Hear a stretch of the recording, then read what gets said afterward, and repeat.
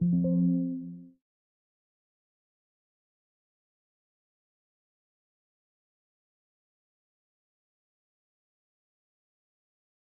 initial mana values for those mana and local variables.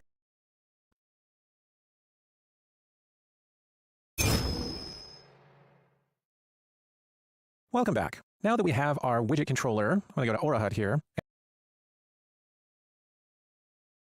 and just take a look at an overlay. We know we have a widget controller on our overlay widget.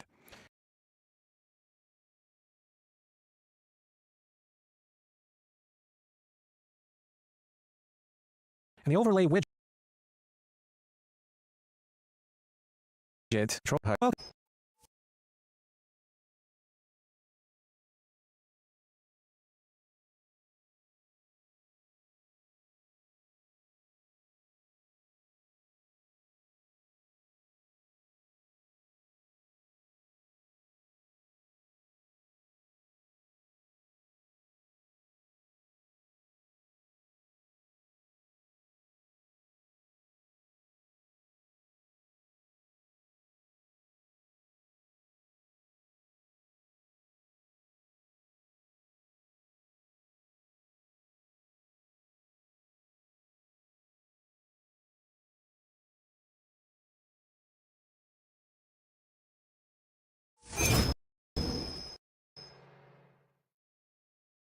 Welcome back. Now that we have our widget controller, I'm going to go to AuraHUD here and just take a look at an overlay. We know we have a widget controller on our overlay widget.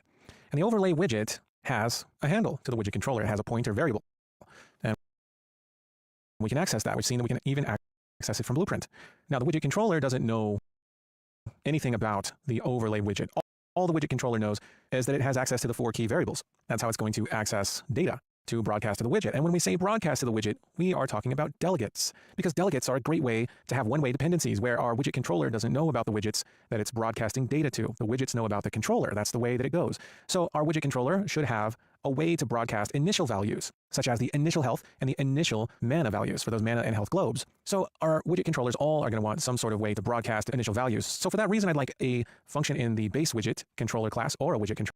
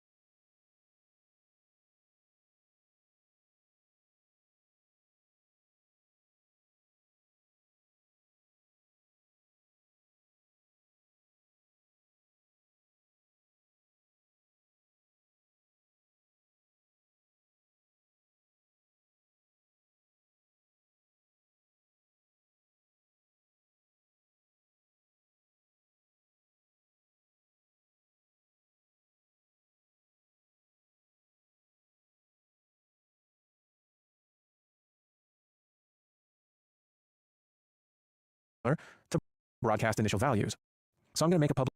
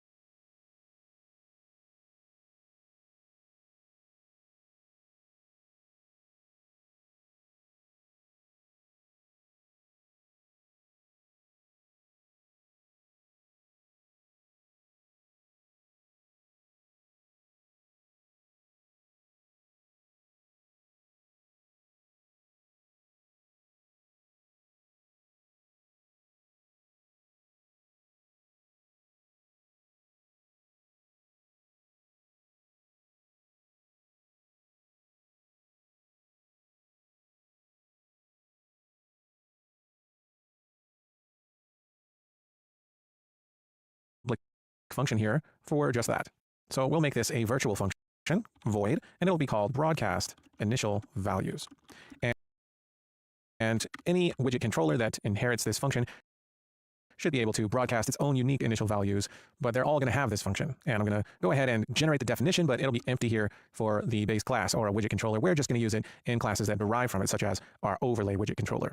And I'd like to override that now. So we're going to go to overlay widget controller.h. We're going to make a public section and we'll override that function, virtual void, and it's going to be broadcast initial values. That's an override, and we'll generate that definition. No need to call super. Super is empty. We're just going to put our own broadcast. Now, what are we going to broadcast? Well, we know that we have health and mana. We need to broadcast some values to those widgets. And for that reason, I'd like to create a couple of delegates for broadcasting those values. So let's keep this a bit cleaner. Let's go ahead and override that function, virtual void initial values, but they're all going to have this function. And we'll make this a virtual function, void, and it'll be called broadcast initial values.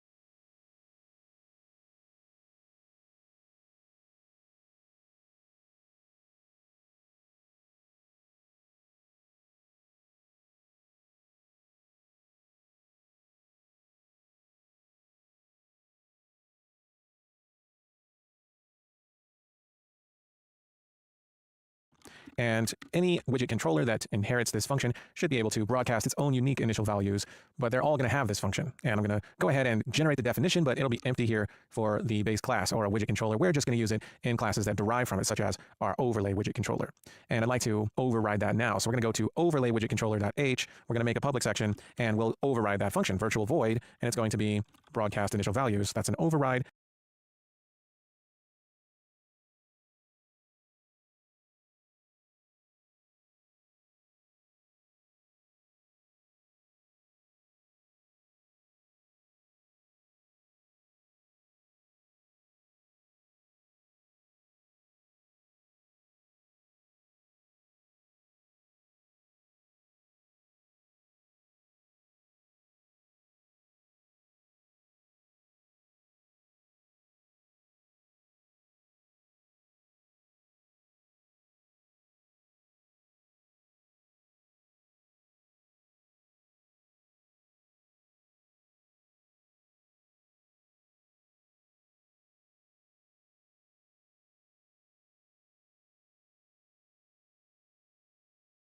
And we'll generate that definition. No need to call super. Super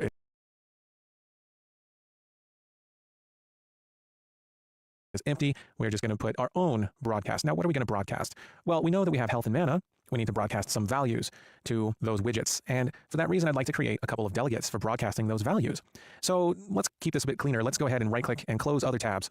And I'm going to Alt-O, Control-K-O in Visual Studio to open overlay widget controller.h. And I'd like to add a couple of new delegates.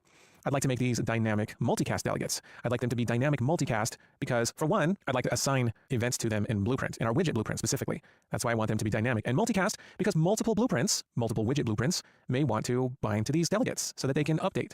So we're choosing dynamic multicast. So we're going to say declare underscore dynamic multicast delegate, and we have several flavors. We're going to want one with one param. Why? Because we want to send a value out through the delegate. We want to broadcast the health value. So we need to pick a name for this delegate type. It has to start with an F, and I'm going to call this on health changed. But I'm going to get type specify that this is the ending a single param. So we're declaring a delegate designated for the health. Pass the values. All this F. This is called null of member. We're going to come down here. All of these. We're going to make it. So this is why I didn't call this F here. That this is the delegate. Give it get blueprint.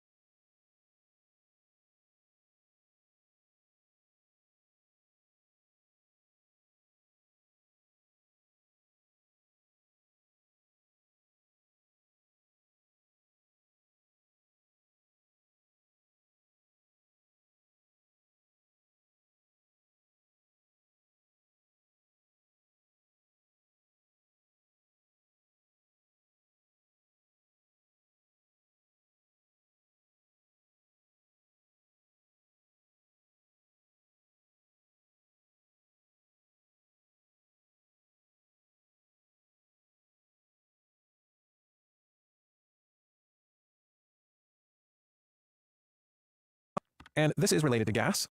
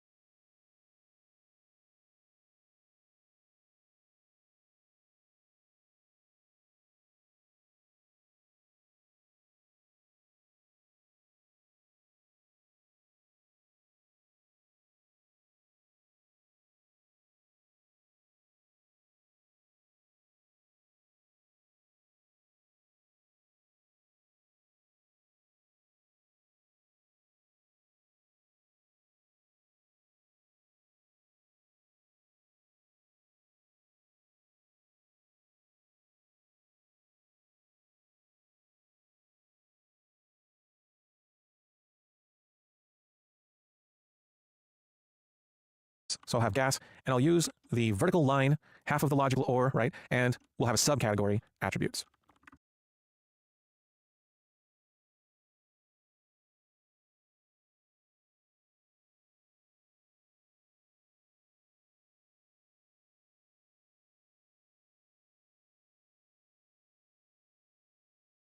That's where this will be. And because we made a dynamic multicast delegate and we made a blueprint assignable, then we can bind to this delegate in blueprint. And that's where I plan on binding to it. Now I'm going to do the same thing for our max health variable. So we're going to have an on max health changed delegate as well. And once our widget blueprint, our WBP overlay, or our WBP health globe, or our WBP mana globe, any of those, if they have access to the widget controller, they can assign an event to receive that health if we broadcast it. So this is great. We have two delegates. Now we need to broadcast the initial values.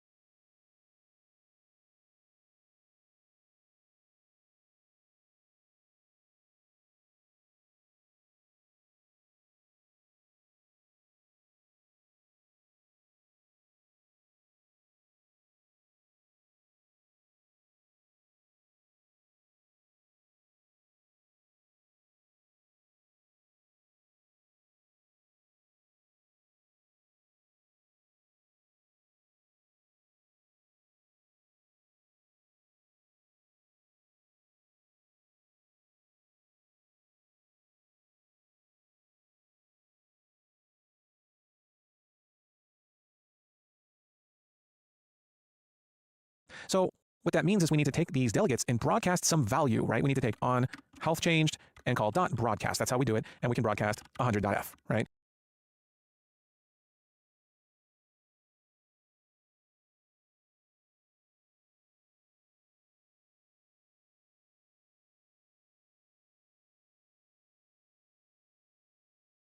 But, well, what if this is wrong? What if our attribute set doesn't have the health value initialized to 100? What if it's a weaker type of character class? What if it starts off at 50 or 65? We can't be hard coding things like this. We need to get the actual value of the health attribute, right? How do we do that? And that's going to be your quest. I'd like you to figure out how to get the actual health attribute in broadcast initial values and, well, broadcast it. Broadcast both the health and the max health. So pause the video and do this in broadcast. Okay, so here in broadcast the controller, we know that we have a member variable, and that's of type U attribute set. It's a T object pointer. The aura attribute set. So let's do that. Let's say U aura attribute set. Writer's going to include that header for me. That's a pointer, and we'll call it aura attribute set. And we'll never attribute set member variable.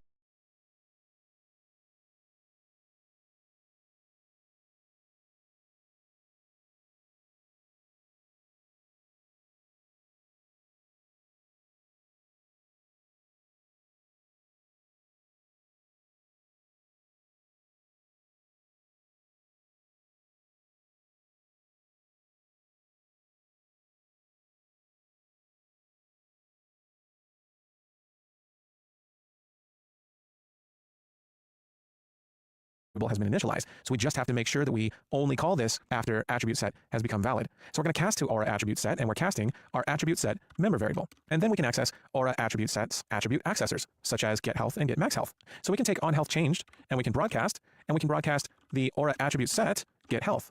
And we can also take on max health changed, and we can broadcast. And what we can broadcast is aura attribute set get max health. And now, as soon as broadcast initial values is called, we'll broadcast the values of the actual health and max health attributes on the attribute set. Now, writer's going to tell me this can be a const local variable, so why not? We'll make that pointer const. And now broadcast initial values will broadcast our initial values. So when do we actually call broadcast initial values? That's the question, right? Because we have to make sure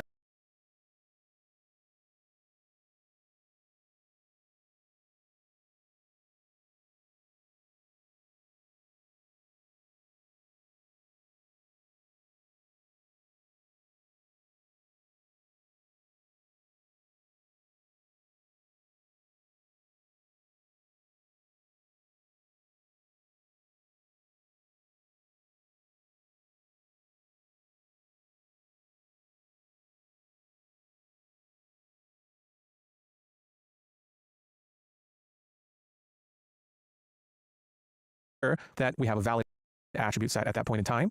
And we should also call this after any widgets have had their widget controller set.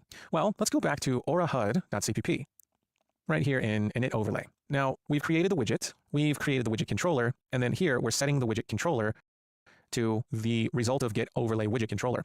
So when can we broadcast initial values? Well, we've got our widget controller here. We've called get overlay widget controller, passing in those widget controller params. So at this point, the widget controller does have a valid attribute set. And at this point, our overlay widget has its widget controller set, which means that widget controller set blueprint event will be called at this point. That's where we can do those things like bind to the widget controller's delegates. So only after this has happened should we tell the widget controller to broadcast its initial values. So we'll do it right after that. So what we'll do is take widget controller and we'll call broadcast initial values.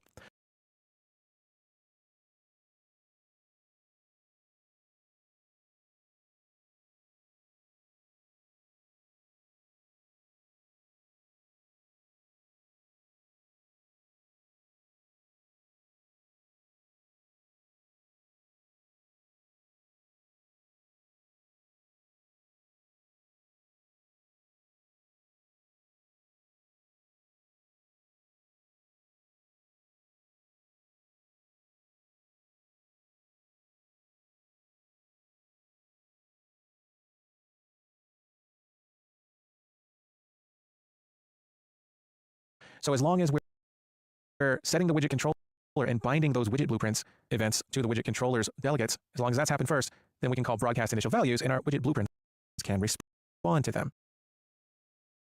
So let's make sure that everything is done on the blueprint side for the system. I'm going to go ahead and run in debug mode. Okay, I'm back in the editor, and what I'm going to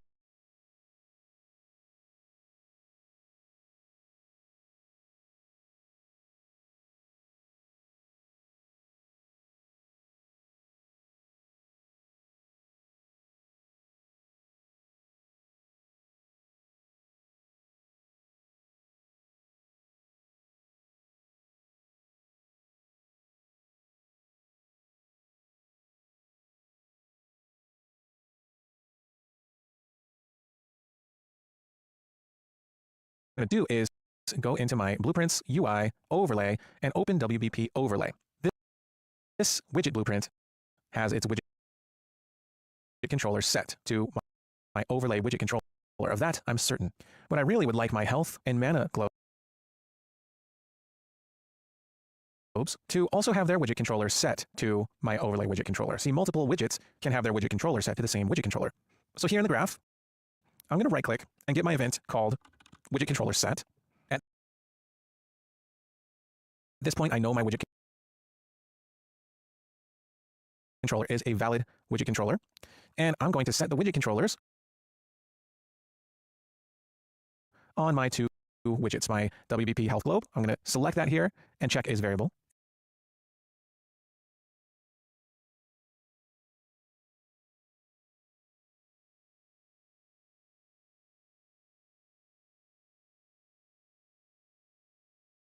And my mana globe, I'm going to select that and check is variable. And back here in the graph, now that I have these as variables, I can drag them out, both of them, and I can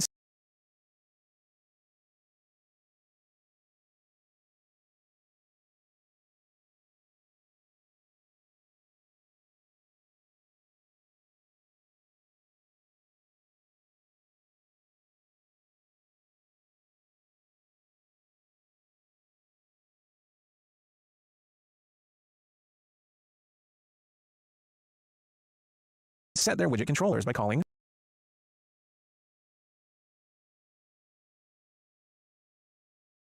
set widget controller. We made that blueprint callable. So I'm going to call that for both of them. And what I'm going to set their widget controllers to is the widget controller that WBP overlay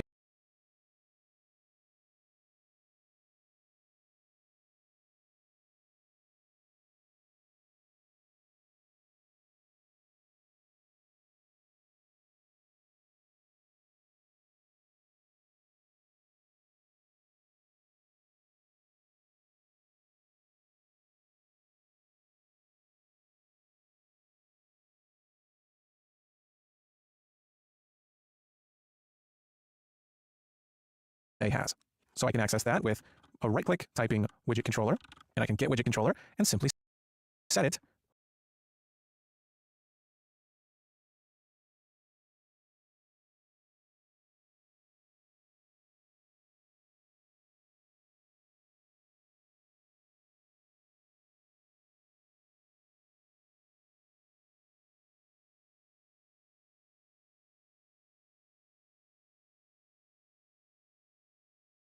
for both of these.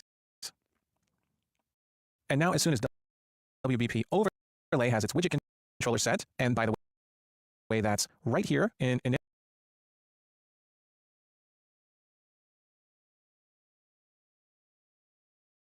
overlay in Aura HUD, it's calling, and now as soon as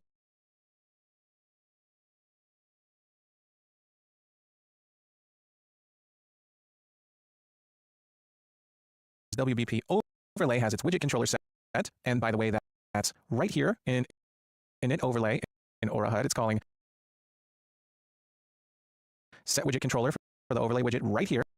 As soon as that happens, this event triggers off, which means we're calling set widget controller for the health globe and the mana globe. But what does that mean? It means that their event widget controller set will also be kicked off. That's because set widget controller calls this. So here in C++, we've called this function. We have not yet reached broadcast initial values. We're still here because this sets off a chain roller set, which means that can be a const local variable. So why not? We'll make that value. That's the point. And the ultimately widget has its widget controller set, which means that widget controller set blueprint event will be called at this point. That's where we can do those things like bind to the widget controller's delegates. So only after this has happened should we tell the widget controller to broadcast its initial values. So we'll do it right after that. So what we'll do is take widget controller and we'll call broadcast initial values. So as long as we're setting the widget controller and binding those widget blueprints events to the widget controller's delegates, as long as that's happened first, then we can call broadcast initial values and our widget blueprints can respond to them. So let's make sure that everything is done on the blueprint side for this system. I'm going to go ahead and run in debug mode. Okay, I'm back in the editor. And what I'm going to do is go into my blueprints UI overlay and open WBP overlay. This widget blueprint has its widget controller set to my overlay widget controller. Of that, I'm certain. But I really would like my health and mana globes to also have their widget controller set to the same. My events to see health globe, I'm going to on my two widgets, my WBP health globe. I'm going to select that here and check is variable. And my mana globe, I'm going to select that and check is variable. And back here in the graph, and I can set their widget controllers by calling set widget controller.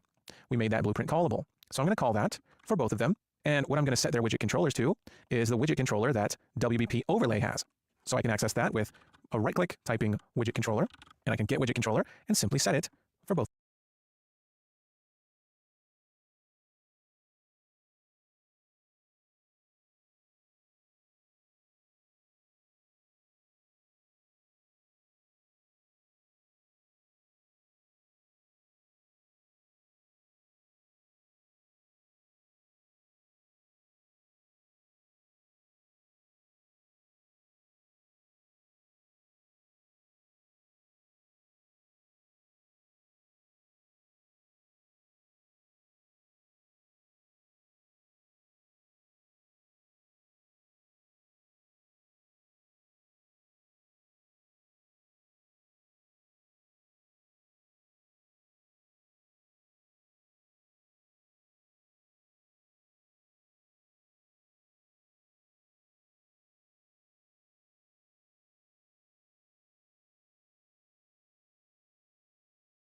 of these.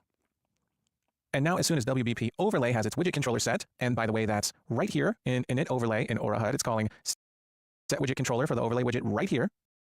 As soon as that happens, this event triggers off, which means we're calling set widget controller for the health globe and the mana globe. But what does that mean? It means that their event widget controller set will also be kicked off. That's because set widget controller calls this. So here in C++,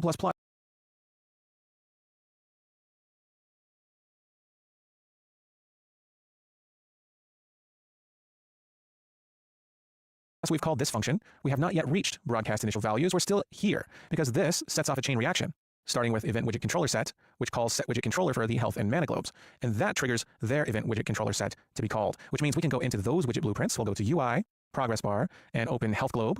And here in the graph, we can right click and type widget controller set. And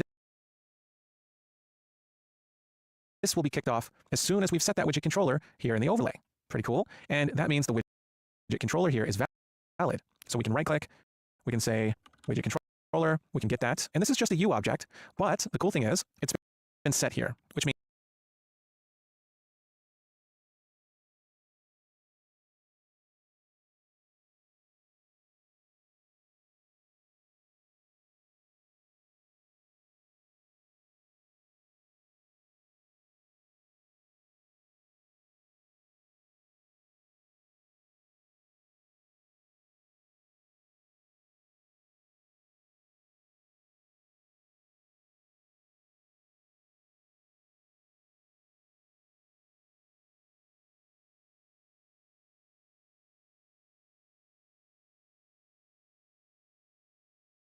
means if we can cast it to overlay widget controller, we can bind to those delegates. But if I type overlay widget controller, well, we don't see anything here.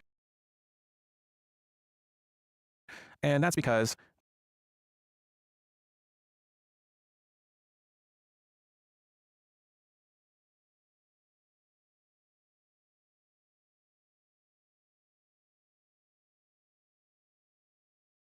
back here in C++, our overlay widget controller needs to be a blueprint type, and we should make it blueprintable as well.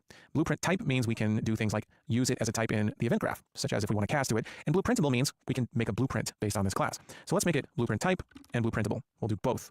And for that reason, I'm going to close the editor, but I want to save selected, save all that stuff. And we'll go ahead, but I want to save. And let's make it printable means I'm going to close the editor and launch again the health globe and the overlay both.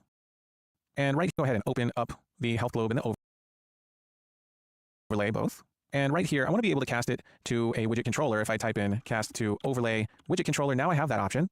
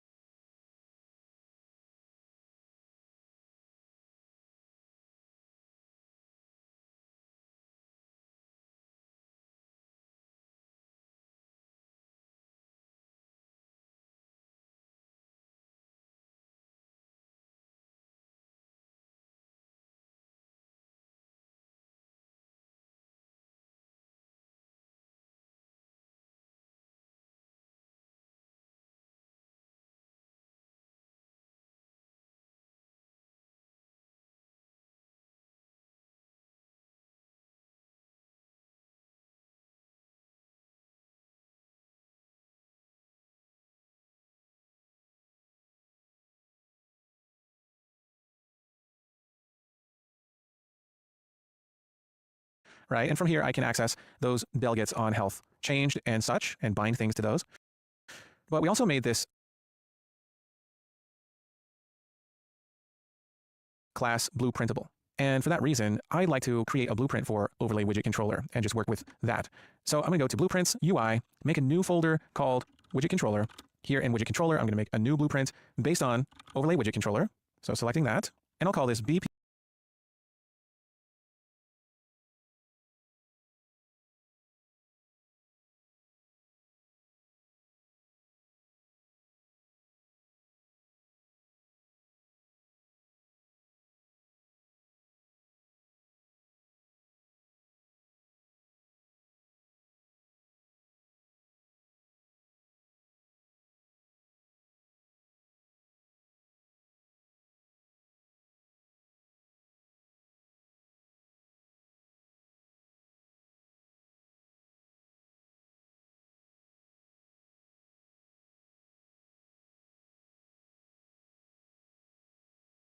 on Overlay Widget Controller. So selecting that, and I'll call this BP underscore Overlay Widget Controller. And it's this class that I would like our HUD to construct rather than a raw C++ class.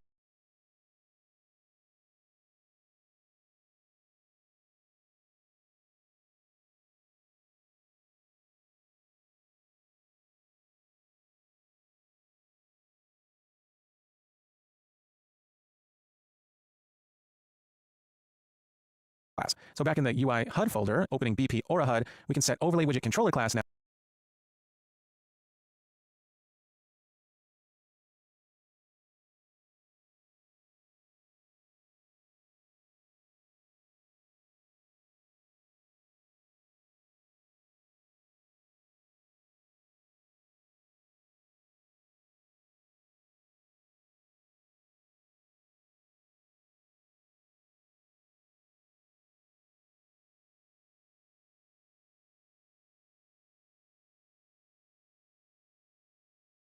Now to BP Overlay Widget Controller. Now we're not using a raw C++ class there. And now in our health globe, rather than casting to the raw C++ class, I'm going to cast to the BP version. I'm going to say cast to BP Overlay Widget Controller, and that way we're dealing with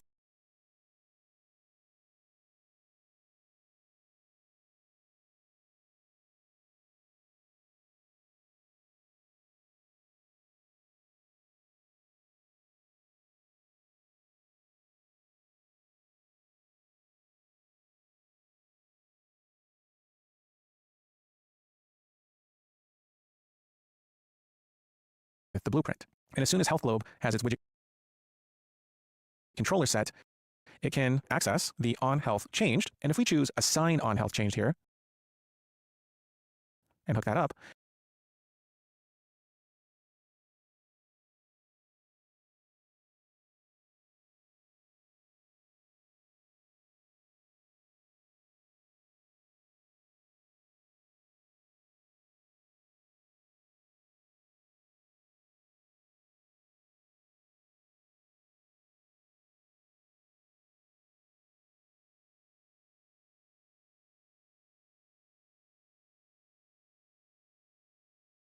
then as soon as we choose assign on health changed here, on health changed, and if we choose assign on health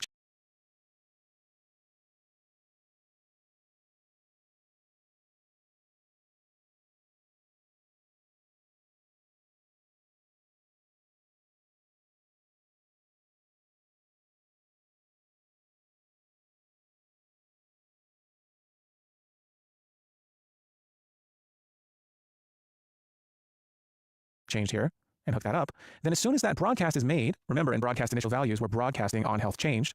As soon as this broadcast is made, if we assign this event to that delegate, then this event is going to be called. And I'd like to assign to, and this event is going to be called.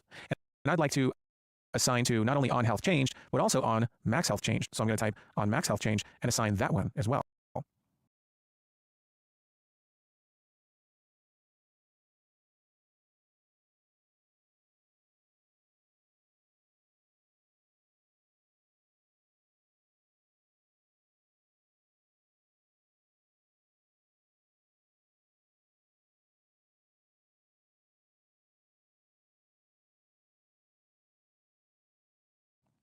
So now we have the ability to do something when we broadcast that. And when we broadcast the initial values, we want to set the percentage for our health globe. Now we're going to be setting one and then the other, right? And typically our percent is health divided by max health. So what we'll do is we'll set the percent for both times. Each time we set the health and the max health, we'll go ahead and divide and get the percent. So here's what we'll do. As soon as onHealthChanged is called, we can promote new health to a variable, and that way we'll set that variable. And then we'll do the same thing for onMaxHealth. We'll promote that to a variable.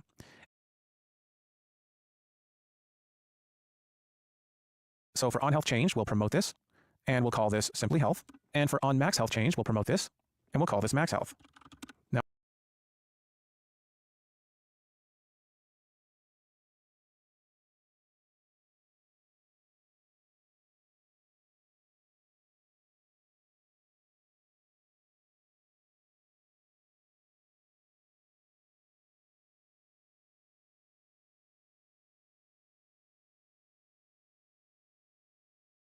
Now our health globe has both of these. And after setting health and after setting max health, we'll set the health percent. Now we want to be able to set the percent for the progress bar, but we don't have access to it here because this exists on the parent class. So we need to open that parent class, WBP globe progress bar. And we need a function to set that percent for our progress bar globe here. So we're going to make a function here on the base class. So we're going to click add function, and we're going to call this set progress bar percent. We're going to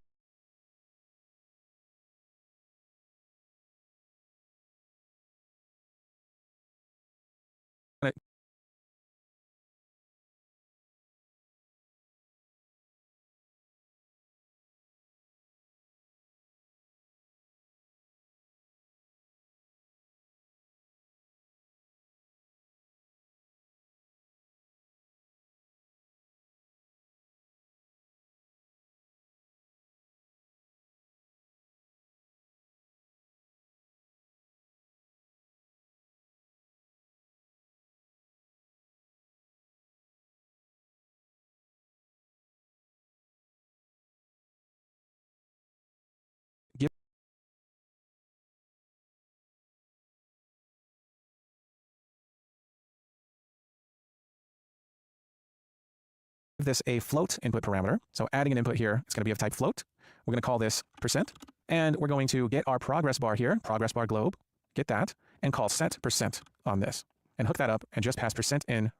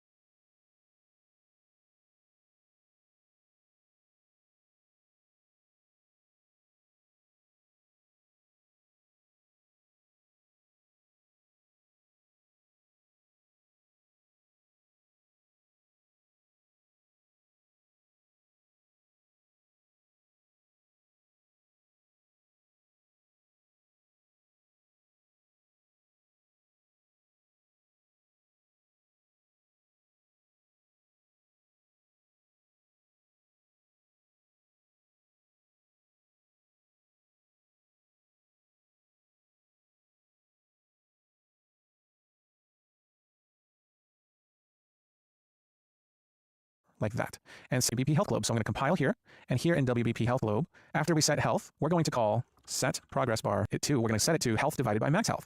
So I'm going to hold control, drag out health, drag out max health, and I'm going to divide, but I want to do a safe divide. And that way, if max health is 0, in other words, it hasn't been set yet, or it just happens to be 0, well, then we're not dividing by 0. Safe divide will just return 0 in that case. And I'm going to take this, copy it, and paste it over here so that I can call set progress bar percent here as well. I'm going to duplicate this function call and do it there. So we're calling set progress bar percent whenever health gets set and whenever max health gets set.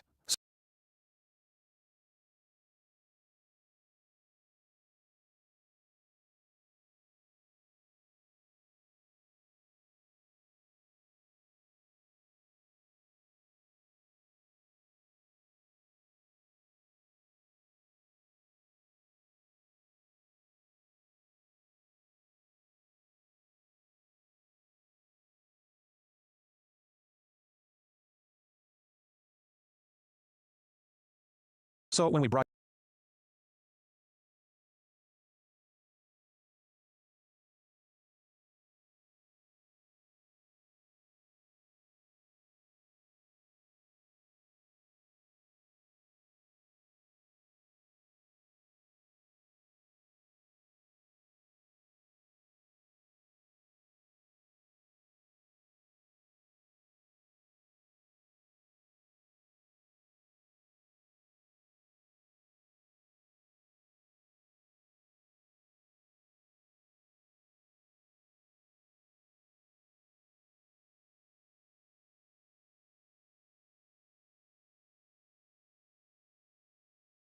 broadcast initial values, well, we're going to call this here when max health is 0 and set progress bar % to 0 if health gets set before max health. But if max health gets set first, then at this point max health will not be 0. So either way, we'll get that progress bar % set. So I'm going to compile and save all just in case we crash and press play. And now our health is set to full because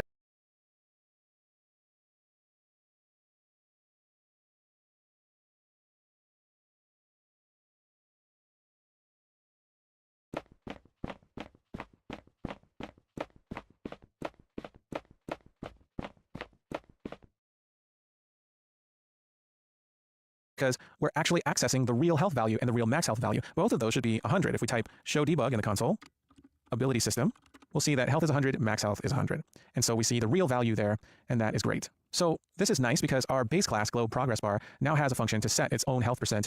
And in our child class health globe, we can call that function, and we have the ability to do the same thing in other child classes such as our mana globe. Now, before wrapping up this video, I'd like this all to be nice and organized. So what I think I'd like to do here is I'd like to promote this BP overlay widget controller to its own variable. So I'm going to drag off of it, promote a variable, and call this BP overlay widget controller, and set that. And then I can organize this a little bit better. So instead of just dragging off of the cast, I now have this variable here that I can use. I can control drag it in and hook that up there. I can control drag it in and hook it up there. And we don't need these all connected like this. This one needs to be connected, but these two don't. And I can also organize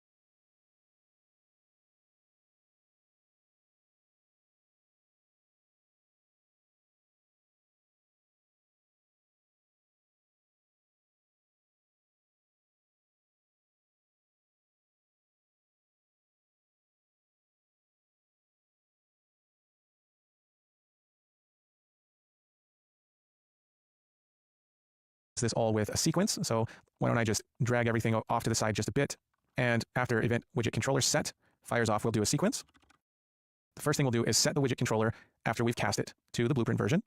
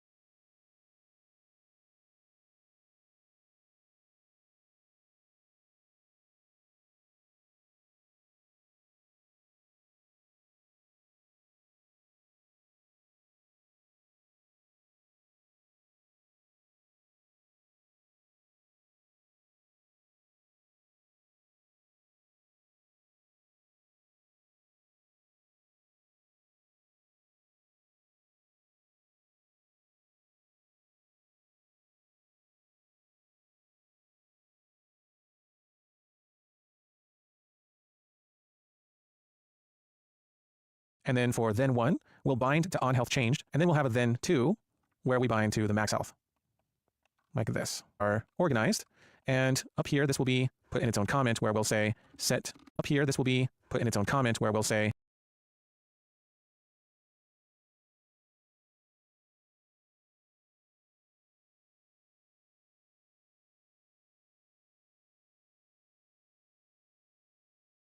set widget controller, and I'll add a reroute.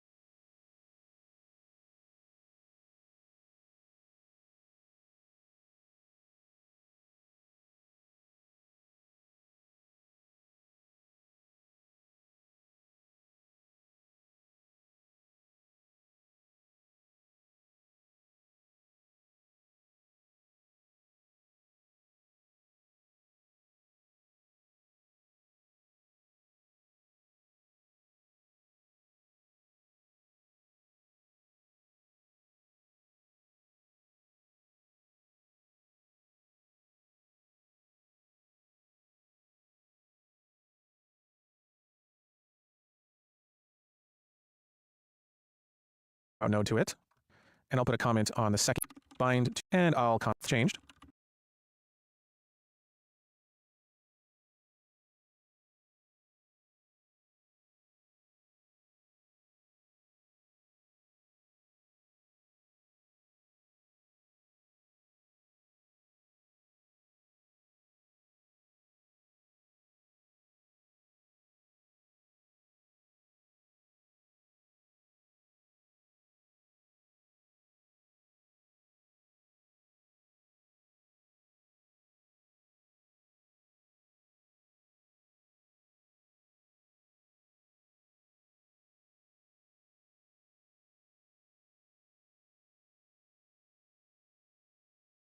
And I'll put a reroute bind to on. And if you want, frame color up here, and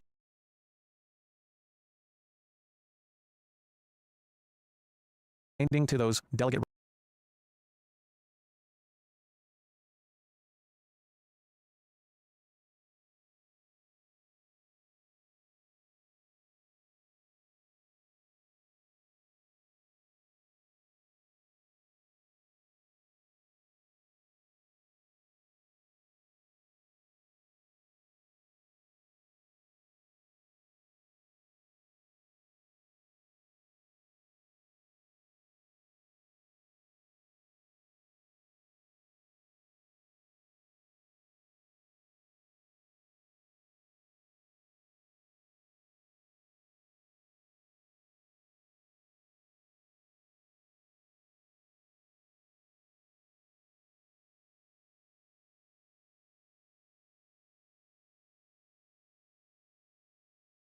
right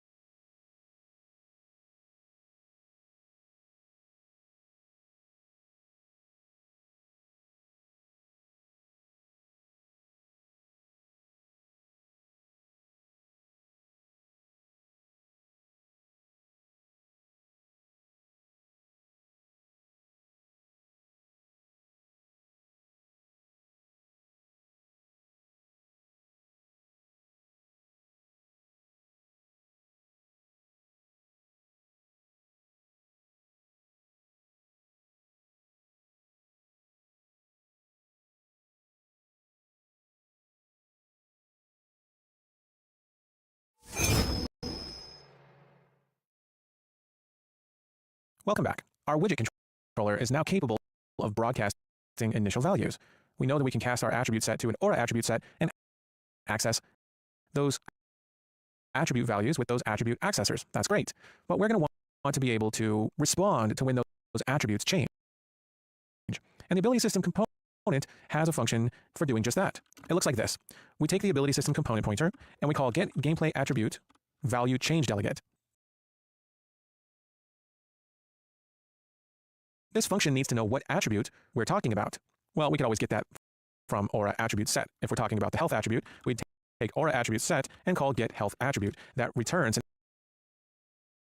F gameplay attribute. That's what this function requires. So this returns the delegate, and if we want, we can bind to that delegate. It returns an F on gameplay attribute value change delegate. And to bind to it, we use the dot operator, and we use the function add uObject. Now, if this were a dynamic multicast delegate, we could use add uObject.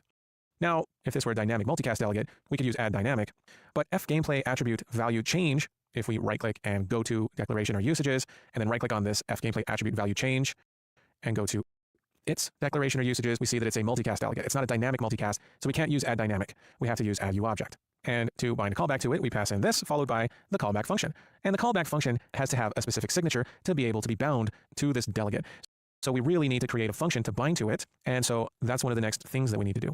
But really, before we do that, binding callbacks to the dependencies of this widget controller is something that all widget controllers need to do. So we're going to make a function that we can use to bind our callbacks to all those dependencies. Let's add that to our Aura widget controller. That's the parent class. And that way, all widget controllers can implement that function. So I'm going to make it a virtual void function, and I'm going to call it bind callbacks to dependencies. So this will be a very important step that our widget controllers have to go through. I'm going to generate the definition, but leave it blank because I want my overlay widget controller to returns the delegate. And if we want, we can bind to that delegate. It returns an F on gameplay attribute value change delegate. And to bind to it, we use the dot operator, and we use the function add uObject. Now, if this were a dynamic multicast delegate, we could use add dynamic, but F gameplay attribute value change, if we right click and go to declaration or usages, and then right click on this F gameplay attribute value change and go to its declaration or usages, we see that it's a multicast delegate. It's not a dynamic multicast, so we can't use add dynamic. We have to use add uObject.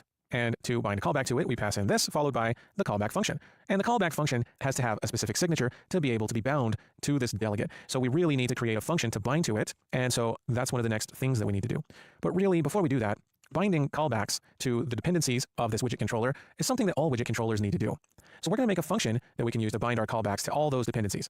Let's add that to our Aura widget controller. That's the parent class. And that way, all widget controllers can implement that function. So I'm going to make it a virtual void function, and I'm going to call it bind callbacks to dependencies. So this will be a very important step that our widget controllers have to go through.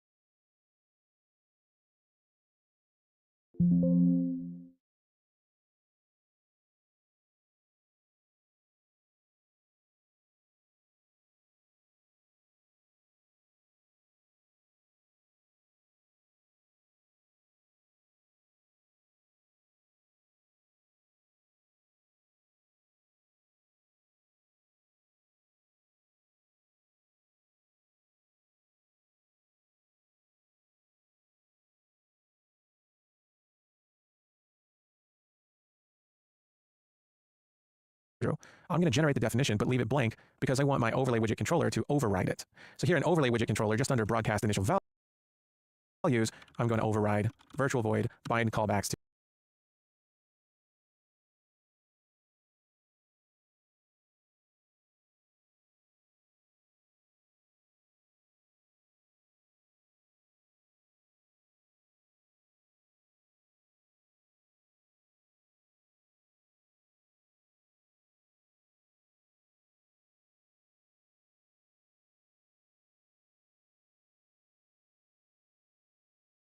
dependencies and go ahead and generate the definition here.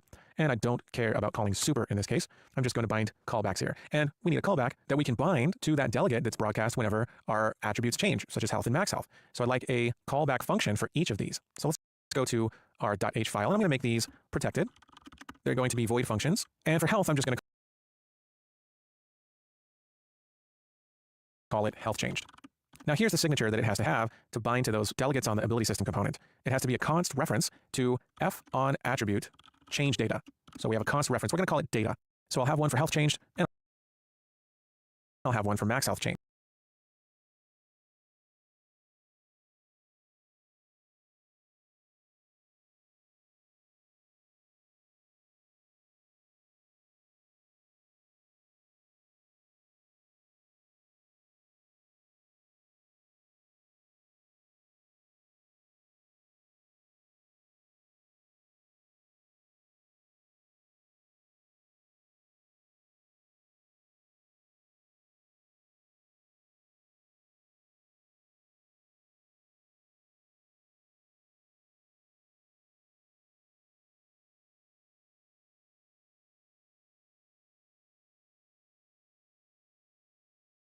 So I'll go ahead, copy and paste that and change it to max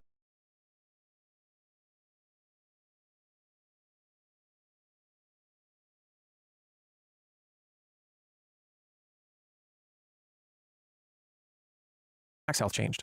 And we can create definitions for these. Now these functions have a signature that qualifies them to bind to the delegate that is broadcast when an attribute changes. And so we'll do that here in bind callbacks to dependencies.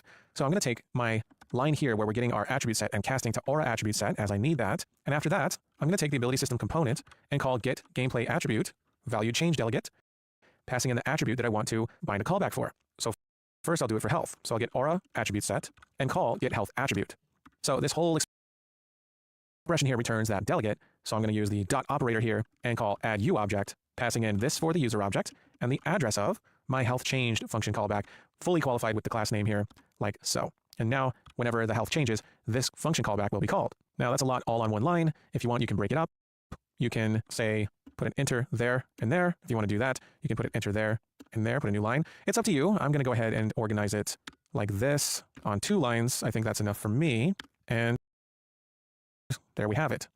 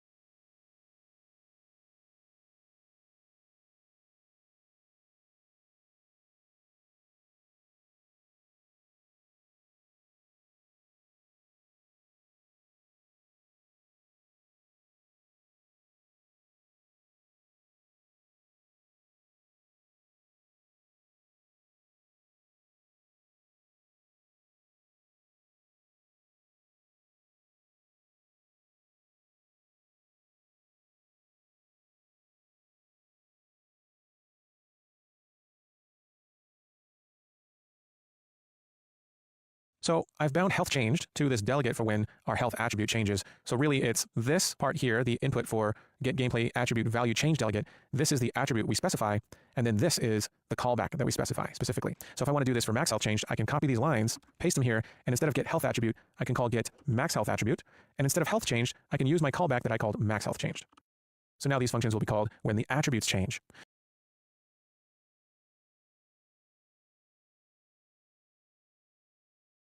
So what do we want to do when the health changes? Well, I just want to broadcast my on health change delegate so my widgets can respond to it. So I'm going to broadcast it there. Now, I don't need to access it from Aura attribute set. I actually have that information here in data. So in order to get the new value from data, I can take this broadcast call and pass in data.new value. And that's how we get that new value that has just changed for the attribute. Now, writer says this can be made const. So let's listen to writer, and why not? We'll make these functions const.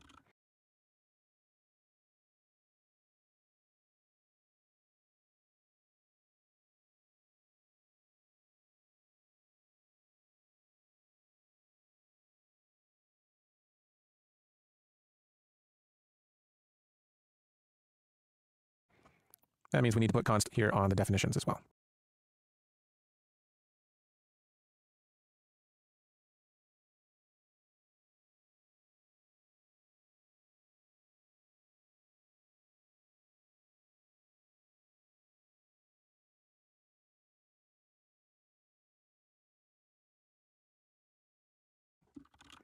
Now for max health change, we'll do the same thing. We'll take this line, paste it here, except instead of on health changed, we're going to broadcast the on max health changed, broadcasting data.new value. So now whenever health and max health attributes change, these delegates will be broadcast, and our widgets are already bound to on health changed and on max health changed. At least our health globe widget is bound to these. So we can test this out. We know that our health potion adds to our health. And if we go to Aura attribute set, and instead of initting our health to 100, we can init our health to 50, for example, and leave our max health at 100. That way our health globe will start off half empty or half full, depending on whether you're an optimist or pessimist.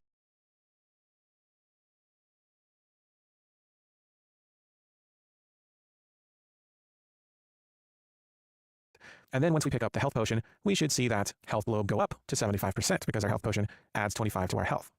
So tying this all together is going to be your quest. We never actually called bind callbacks to dependencies, so you're going to need to call that function. So you need to think about where this should be called.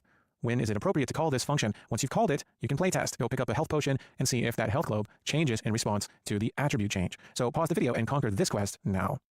So where do we call bind callbacks to dependencies? Well, let's take a look at where we're calling broadcast initial values.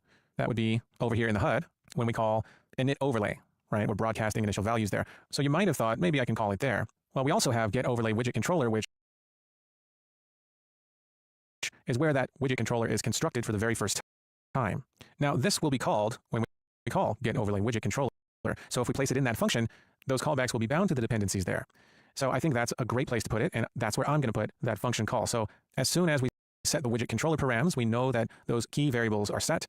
As soon as those are set, I'm going to bind callbacks. So I'm going to take overlay widget controller and call bind callbacks to dependencies right here, just before we return the widget controller. And then we know that the widget controller's callbacks will be bound so that when those attributes change or whatever other dependencies we bind callbacks to change, we'll get the change broadcast. So I'm going to run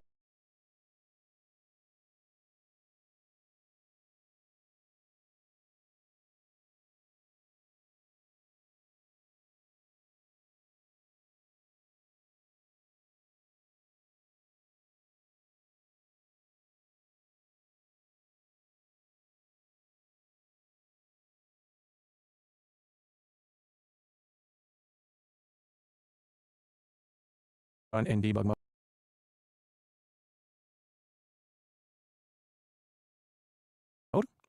let writer compile, and we should see a half full health globe since we're now initializing health to 50 and max health to 100.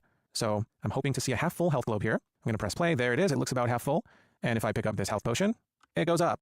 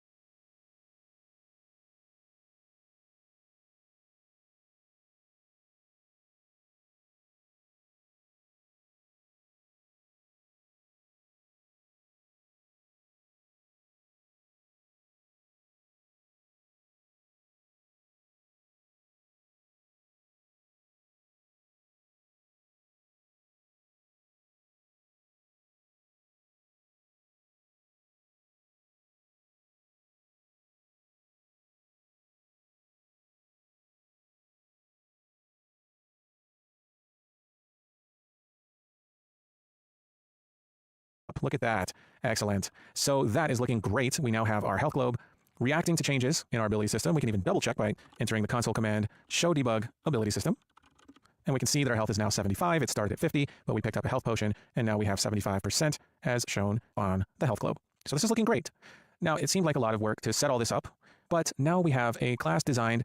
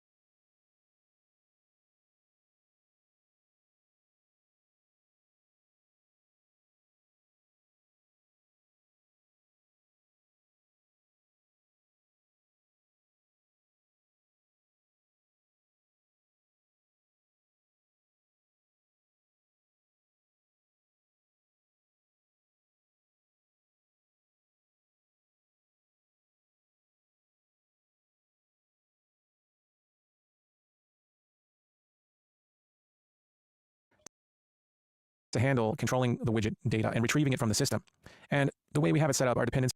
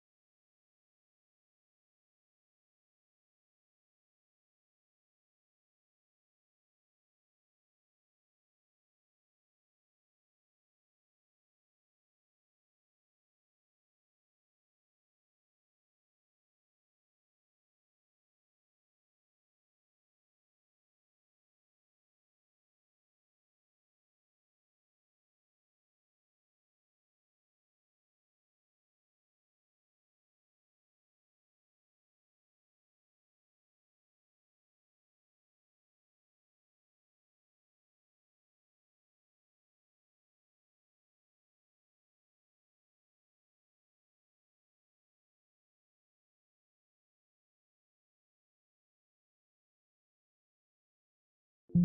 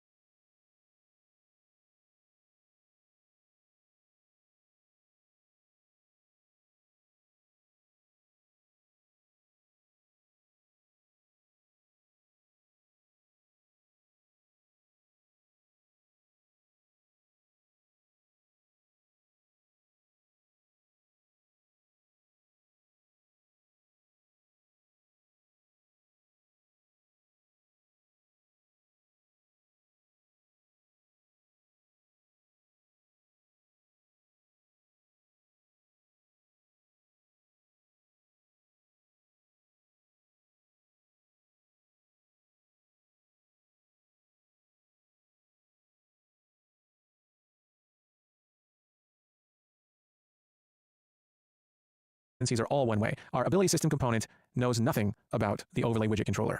It's completely independent of it. An overlay widget controller knows nothing of the widgets that are bound to it.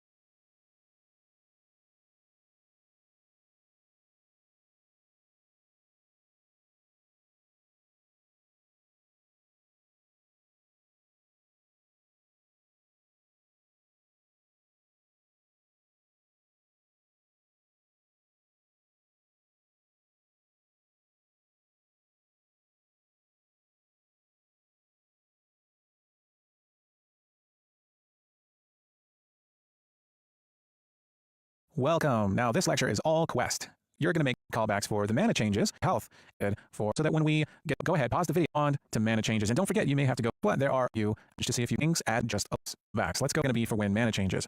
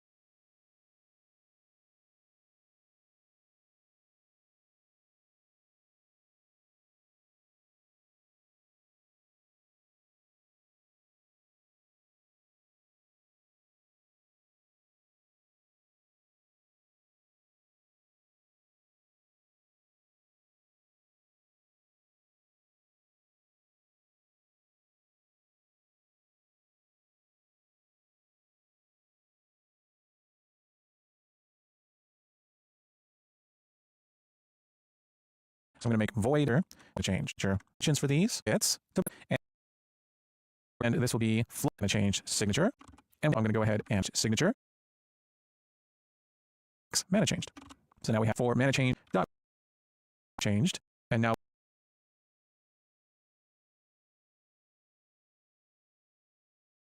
in response to the mana change component here. And accessor we're calling, broadcast a delegate, which our widget controller subscribes to. Go into our aura effect actor.cpp, and we want to set our mana. So I'm going to copy this line where we're setting the health, cpp, and set all that up. Let's just go into our aura effect actor.cpp,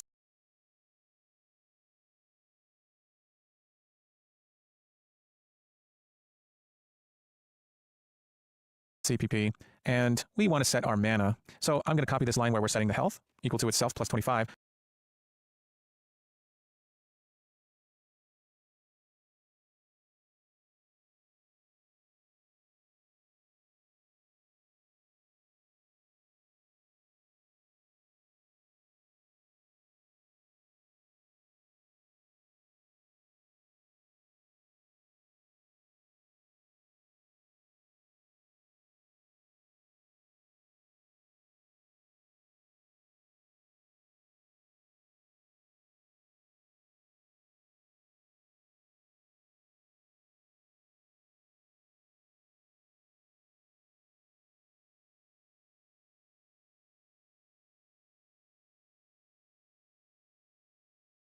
I'm going to call set mana, and we'll subtract 25. So now our aura effect actor should subtract from the mana. And we're just about ready to set up our stuff in Blueprint, but we do also want to make sure that our widget controller will broadcast the initial values for the mana. So in addition to on health change and on max health change, we should also broadcast it max mana. It should start at starts at 50,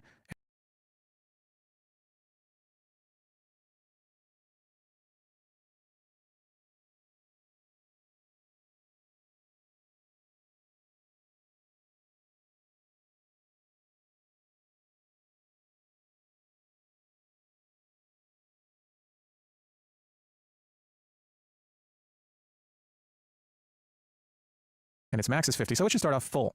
So I can go ahead and hit debug, and we can tie this all together in Blueprint.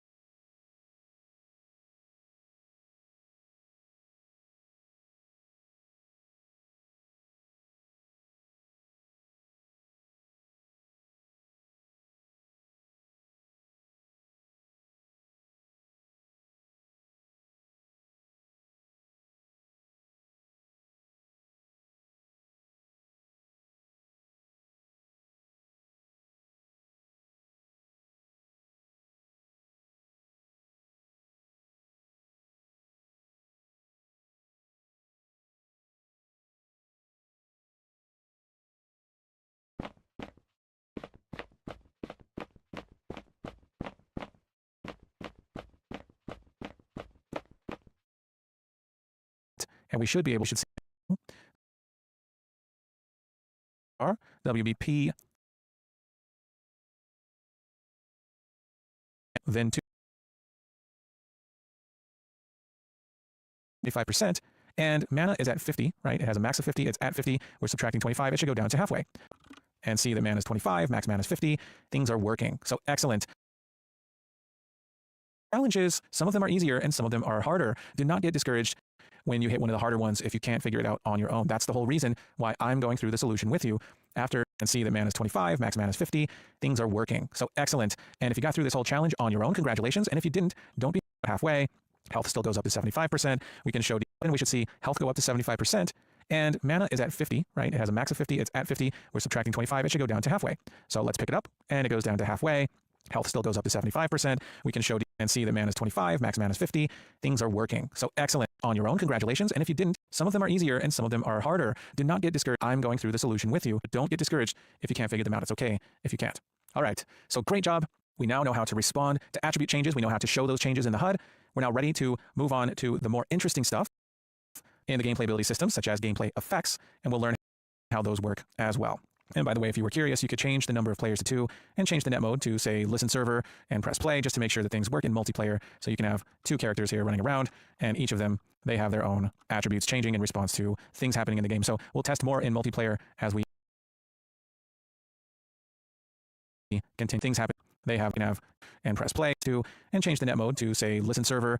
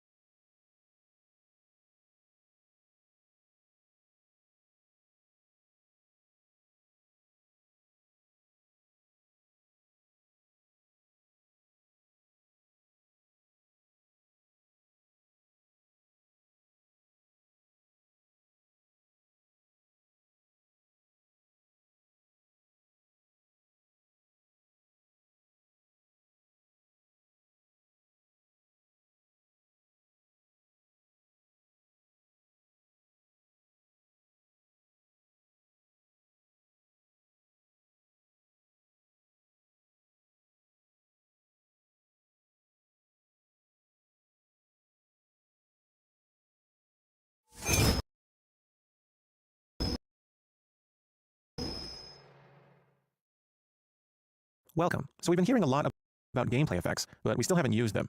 We already know that we should be using gameplay effects to change our attribute values. It's now time to discuss what gameplay effects are and what they're capable of. Now, they're capable of quite a lot, and we'll touch on much of that in this lecture, but we're going to take things one step at a time in our project so we don't get overwhelmed. Remember, GAS is a powerful system. It's important to take this step by step. This video is just an overview of some of the many features of gameplay effects. So what is a gameplay effect? A gameplay effect is an object of type uGameplay effect. We use gameplay effects to change attributes and gameplay tags. Now, we'll discuss what gameplay tags are a little later on when we start making some of our own. For now, it's just enough to understand that they can be used to identify various things. Really, they're much more versatile than that, but we'll get to that. Now, gameplay effects are data only. We don't add logic to them. We create a blueprint based on the uGameplay effect class. We don't subclass the gameplay effect into child classes. Gameplay effects change attributes through modifiers and executions. Modifiers come in various flavors, including more complex custom calculations for when attribute changes must be intricate and specific to gameplay design. Modifiers specify a type of operation to be performed on the attribute in question. These modifiers take a value, which we refer to as a magnitude, and it uses that magnitude to change the attribute in a way that depends on the modifier operation. Here are the different types of operations. Add simply adds a given magnitude to the attribute's value. You can add negative values here as well to get the effect of subtraction. Multiply multiplies the attribute. Divide divides it. And override will replace the attribute's value with the value provided for the magnitude. The magnitude used in these operations is produced from the magnitude calculation. Gameplay effects support several calculation types. Scalable float is the simplest type of modification. You can specify a hard-coded value for the magnitude directly, or you can use a table which scales the magnitude based on the gameplay effects level. You see, gameplay effects themselves can have their own levels. Attribute-based uses another attribute's value. For example, you can add a value to the player's health equal to the player's strength, for instance. Now, there are options to customize this further. You could add to the player's health a value equal to strength times 10 or something like that. Now, custom calculation class is another option. We can create a class designed to capture other values such as attributes, or really any other variables that we want, and use them in a calculation that can be arbitrarily complex. We typically call these modifier magnitude calculations, or MMCs, and these are a powerful way to change a single attribute based on a custom calculation. Another way to set the magnitude for the gameplay effect modifier is to use a set-by-caller magnitude. This is a key value pair, assigning a magnitude associated with a name or a gameplay tag. And this is useful if you need to set the modifier's magnitude based on code logic at the time that we create the gameplay effect or apply it.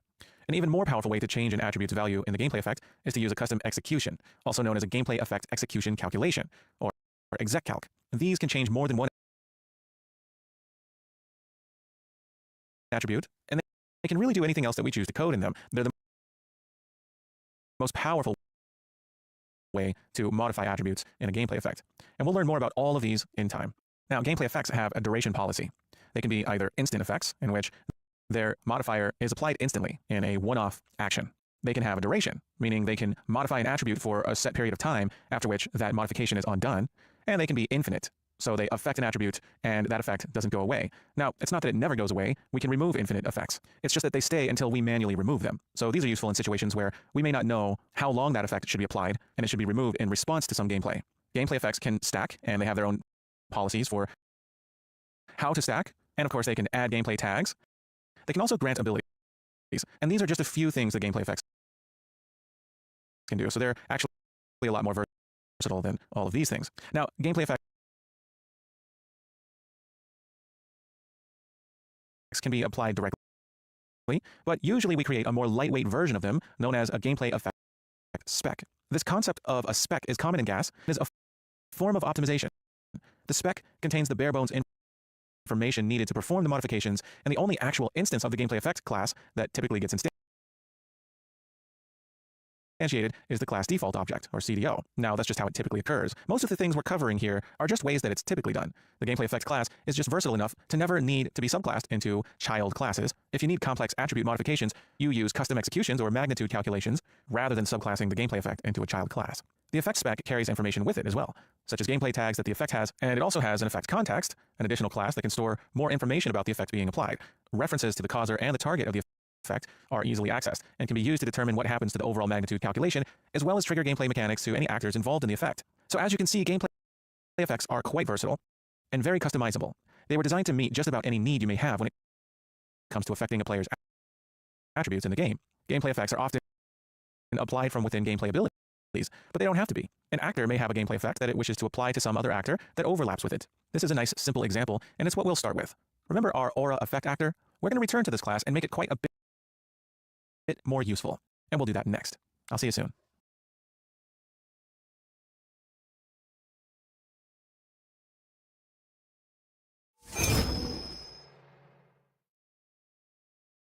Welcome back. Now I've got my Aura Effect Actor open here. I'm going to right-click on it and close the other tabs.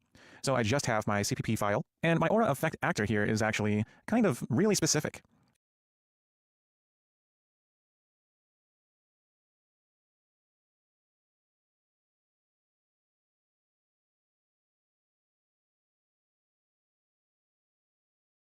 It has a sphere component, so we can't really change that. If we wanted a box, well, we'd be kind of out of luck. And when something overlaps with that sphere, well, we see if the other actor implements the ability system interface. If it does, then we reach into its attribute set. We cast away the constness of the const pointer returned from get attribute set, which should give us a sort of dirty feeling like we're not doing something we should be doing. And then we directly set the health and the mana equal to what they were before, plus or minus some hard-coded value. So this is all a whole bunch of really rigid, restrictive things that doesn't make our Aura Effect Actor good for really anything other than adding 25 to the health and subtracting 25 from mana.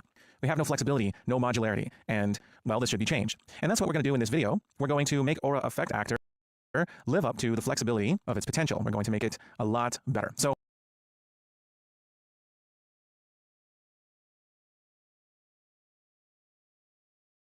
what I'd like to do is, rather than adding a static mesh and a sphere component in the C++ class, I'd like those to be things done in the designer domain on the blueprint side, because the visual representation of the actor, and for that matter, the shape of the overlap sphere, could be determined by designers, someone who works mostly on the blueprint side. And it's the technical details of what happens when we overlap, or specifically when we'd like to